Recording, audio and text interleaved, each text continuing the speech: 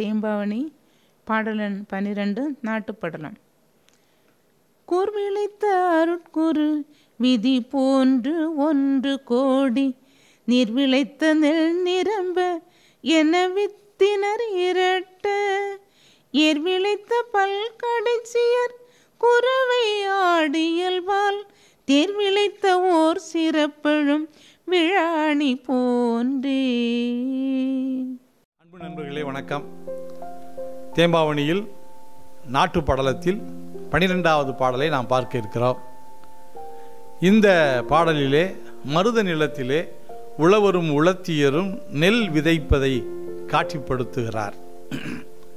கூர் விளைத்து அருள் குரு விதி போன்று ஒன்று கோடி நீர் விளைத்த நெல் நிரப்ப என வித்தினர் இரட்ட ஏர் விளைத்த பல்கடைச்சியர் குறவை ஆடு இயல்பால் தேர் விளைத்த ஓர் சிறப்பு எழும் விழா அணி போன்றே.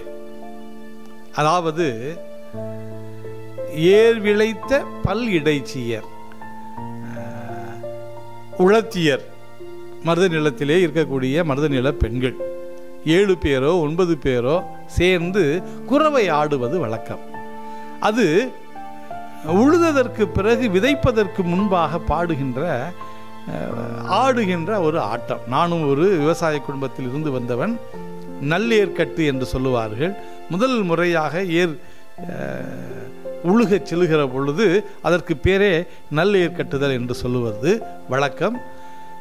அது வழக்கமாக நடக்கிறது. அப்போ அந்த நேரத்தில் 7 பேரோ 9 பேரோ குறவை கூத்து ஆடி மகிழ்ச்சியோடு விதைகளை எடுத்து செல்வார்கள்.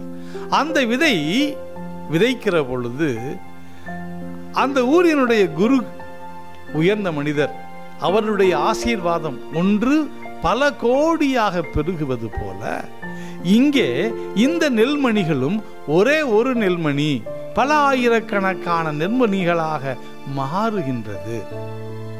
அடுத்ததாக அவர்கள் எழுப்புகின்ற அந்த உழவர்களும் உழத்தியர்களும் எழுப்புகின்ற ஒலியானது ஊரினுடைய தேர் திருவிழாக்களில் ஆடலும் பாடலும் நிறைந்து மகிழ்ச்சி பொங்கி இருக்குமே, அதுபோல் காட்சியளிப்பதாக நாம் பார்க்கிறோம்.